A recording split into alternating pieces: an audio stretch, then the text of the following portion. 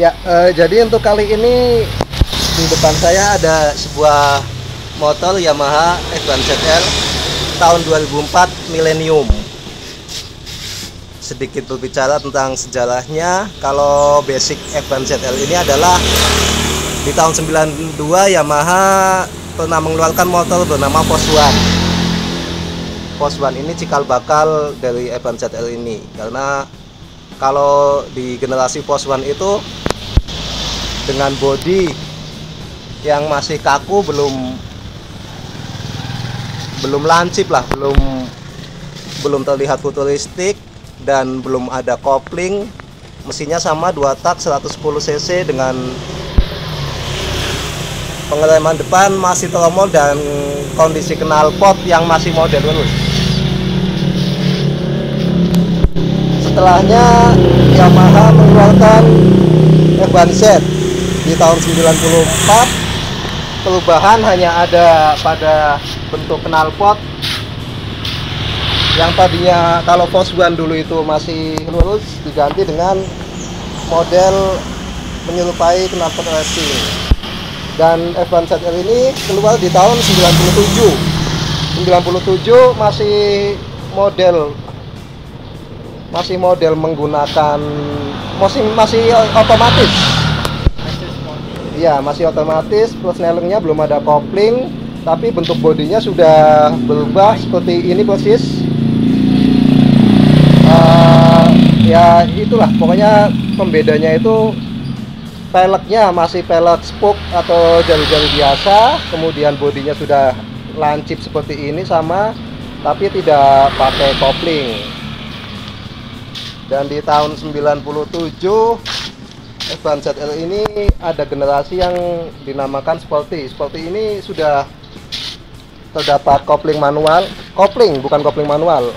Karena di generasi Sporty ini koplingnya masih semi, atau dalam istilah anak-anak muda zaman dulu di usia saya menyebutnya kopling bansi. Jadi kopling ini hanya apa ya? Dia hanya pelengkap. Dia dipakai pun nggak bisa, nggak dipakai pun nggak masalah. Jadi peruntukannya bisa dipakai cowok dan bisa dipakai cewek. Namun yang semi ini ya imbasnya kurang responsif lah. Di tarikannya, dipindah giginya itu kurang halus karena dia masih semi. Nah, kemudian di generasi selanjutnya F1 ZR ini saya langsung potong saja. Kita akan bahas di generasi selanjutnya di tahun 2003 akhir kalau nggak salah, itu F1 ZR terdapat varian yang full clutch atau kopling penuh atau mencekam penuh, karena di generasi ini koplingnya sudah manual full seperti motorsport pada umumnya. Dengan banyak model juga, ada generasi Millennium yang identik dengan pelek NK palang 3 biasanya dulu itu. Ada ya, di bodinya pun kebanyakan memakai body cat dual tone. Ada yang silver hitam, orange hitam ya, dan biru putih. Iya, biru putih, betul, dan merah putih juga. Dan Millenniumnya itu ada di kuning silver juga. Dan ini adalah salah satu generasi Millennium juga yang di depan saya, dengan bodi gold kombinasi orange dan hitam. Jadi begitu ya teman-teman. Untuk sedikit bahas untuk spek motor yang ada di depan saya ini, kita akan bahas mulai dari bagian depan di sisi velg. Velgnya ini sebetulnya untuk generasi Millennium dia menggunakan velg racing palang 3 NK. Namun ini oleh pemiliknya diganti dengan menggunakan BRT apa mas? BRT Kemco ya? Iya. BRT Kemco. Bushingnya pakai MotoGP, official copotan. Oke. Bushingnya ini menggunakan MotoGP. Iya.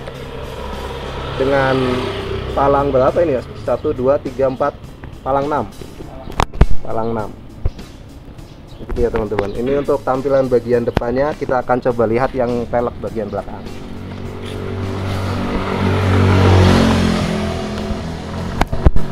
Cakep lah, beda lah. Kalau velg bagus dipegangnya juga nggak usah dipegang, dilihat aja udah kelihatan beda lah.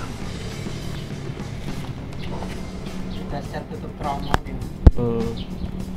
Dan ini tutup tromolnya satu set ya, dengan velg dengan modal terdapat soakan sebagai pendingin lah, pendingin kampas. Karena sebetulnya peruntukannya untuk racing ini. Kalau velg ini itu, kalau swing arm atau lengan ayunnya ini pakai yang Bipro ya, Bipro CNC ini. Teman-teman bisa lihat untuk las-lasannya juga sangat bagus, rapi, dan bahannya tebal sekali ini.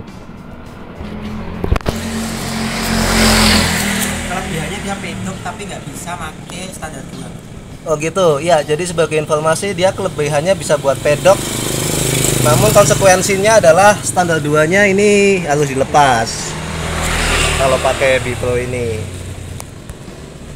Ya oke lah, bagus ya. Velg sudah, lengan ayun sudah, kita akan ke shock Ya, shock belakang dulu. Kita lagi dekat di sini. Ini pakainya apa mas? VND ukuran 280. Oke, pakainya VND ukuran 280 ya? Iya, itu rilisan 2022 baru. 280 dengan adjustable, ini bisa di setel ya, Iya, ketinggiannya. sampai 20 ke atas ya. Iya, jadi VND ukurannya 280, adjustable, bisa di setel. Itu setelannya masih klik aja yang bawah, diputer. Oh ini, yang ini ya? Iya, puter aja. Oh ini bisa di setel. Oh iya, Iya. bunyi klik. Nggak usah pakai obeng ya kalau yang ini ya, Nggak cukup usah, Mas. kita ini ada bunyi. Menyesuaikan. Ada bunyi klik-kliknya gitu. Jadi kalau mungkin beberapa shock yang lain itu harus menggunakan obeng semacam klem untuk menyetelnya, tapi kalau VN di suspensi yang ini itu cukup diputar seperti ini, ada bunyi klik teman-teman. Iya. Kita coba ya sekali ya, kita Mas, dicoba aja. Nggak ada masalah. ini ya, bunyi klik-klik gitu teman-teman. VN Mungkin yang buat berat badan ini bisa VNB yang belakang sudah, kita akan ke depan. Kalau depan apa ini mas? depan pakai Scarlett Jupiter FX. Oh ini pakainya Scarlett, peruntukannya untuk Jupiter MX. Ya, untuk disc cakramnya ukuran 300 pakai Moto One. Disc brake-nya pakai Moto One ukuran berapa? 300. 300 ya. Yang kaliper Samurai. Kalipernya ini Nissin Samurai, 2 piston. Hose-nya pakai apa mas? Kalau itu Selangnya. selangnya produk lawas Mas RC3. Oh ini produk lama ya, Ya. LC3 ya. Ukuran 87 cm. Ukuran 87 cm. Ya kelebihannya selang ini daripada yang produk sekarang kan mentok karena 90 cm. Kalau ini kan 87 pas dia nggak mentok spakbor.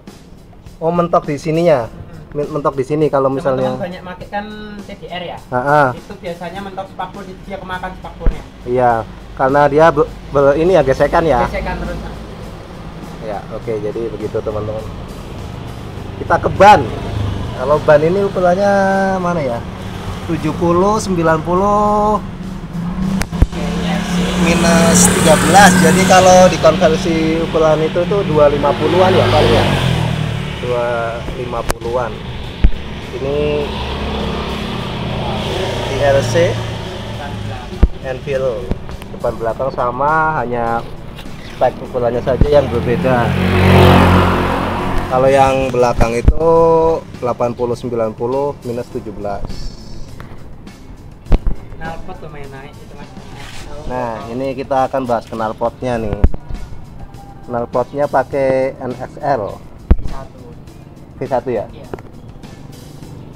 Oke, jadi kalau secara model itu sebetulnya knalpotnya ini Model-model AHM lah. model AHM, betul, model AHM. Jadi harganya lebih terjangkau. Tapi AHM udah bilang nah, Iya. Malah ini kalau kita sepintas lihat bahannya masih tetap aja, tetap badannya kan ketahuan. iya. Tapi untuk besarnya malah ini cenderung agak kecil ini di posisi sininya agak kecil. Saya masih ngambil sampel standar sih mas, biar powernya sama. Karena dia mungkin targetnya bisa digunakan Standar racing ya. Iya. Standar racing. Paling ini sih kalau dibanding standar itu lekukannya ini lebih datar, kalau yang standar kan lebih tajam ya mas. Lebih tajam. Dan diameternya lah, diameter exhaustnya ini lebih besar dibanding yang standar. Terus kayak kunci L di belakang kan lebih gampang buat ganti gasbul. Oh ini pakai gasbul ya? Iya. Ya, ini jadi knalpot ini pakai gasbul yang bisa diganti. Penggunaan kunci L ini supaya lebih gampang dan minim slack di bautnya. Kalau banyak yang pakai baut kembang gitu ya, baut kembang itu ini pasti akan cepet slack. Kadang bisa lepas hilang gitu. Kalau ini dijamin awet lah ini dan nggak akan slack. Seperti itu. Ya. Ini motor idaman saya ini waktu saya masih muda. Makanya ketemu ini tuh serasa balik lagi ke masa-masa muda. Untuk kelistrikannya ini DC ya, Ya, udah di full DC. Jadi kalau standar masih AC. F1ZL itu sebetulnya AC. Jadi dia terang redupnya lampu itu mengikuti LPM mesin. Kalau ini AC. Kalau ini DC. DC ya. Jadi tanpa mesin nyala pun dia bisa on. Gitu ya, teman-teman. Kalau ini gas spontan Pakai punya YZ mencopotan. pakai punya YZ. Iya. Trail Thailand. Nah, Banyak dipakai anak ninja sih. oh gitu. Ya, ini gas spontannya pakai punya YZ yang versi Thailand. Kalau anak-anak motor biasanya penggunanya banyak di Ninja ya berarti ya, di Ninja. Tapi ini bisa dipakai juga di F1 ZL. Ini apa menghilangkan itu enggak on off-nya headlamp? Enggak, holder domino enggak ngilangin apa-apa sih. Lah ini apa yang warna merah ini? Itu aslinya dim mas. Jadi lampu yang cuma 2 mode, kalau mau dikasih 3-4 mode. Oh gitu. Kayak NMAX tuh mas, teknik gitu. Ya. Oke, seperti itu. Ini tambahan variasi biasa. Sayur. Nah, F1 ZL itu 2 tak 110 cc YPCS atau Yamaha Power Cooling System. Jadi teman-teman yang tanya YPCS itu secara fisik dia sebetulnya kipas pendingin.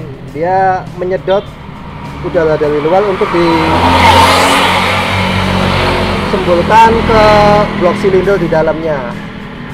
Kalau dulu zaman waktu saya masih muda banyak yang custom ininya diganti mas. Tutup YPCS-nya ini ganti pakai yang nggak ada jaringnya kayak gini. Jadi ya dia harapannya dia menyedot anginnya lebih banyak, tapi sebetulnya nggak tahu juga sih itu betul apa enggak. Iya. Selahan Jupiter Z. Kita kadang kan banyak teman-teman yang mentok ya. Selahannya ke knalpot pakai Jupiter Z udah PNP ya. Oh gitu, ya. Selahan ini pakai Jupiter Z karena kalau misalnya pakai yang standar dengan ubahan knalpot, betul, dia akan mentok di sini. Namun kembali lagi gunakan yang original. Karena kalau misalnya kita pakai yang bukan original, berapa kali selah ini udah ngampleh, udah bengkok. Bengkok dia, posisinya berubah. Karena saya pernah pakai di motor saya yang bukan original itu yang nggak kuat lama. Ya, kita mungkin akan coba cek sound ya untuk terakhir ya. Kita nggak begitu bahas detail karena ini motor punya masnya ini mau dipakai. Kita akan coba cek sound suaranya aja.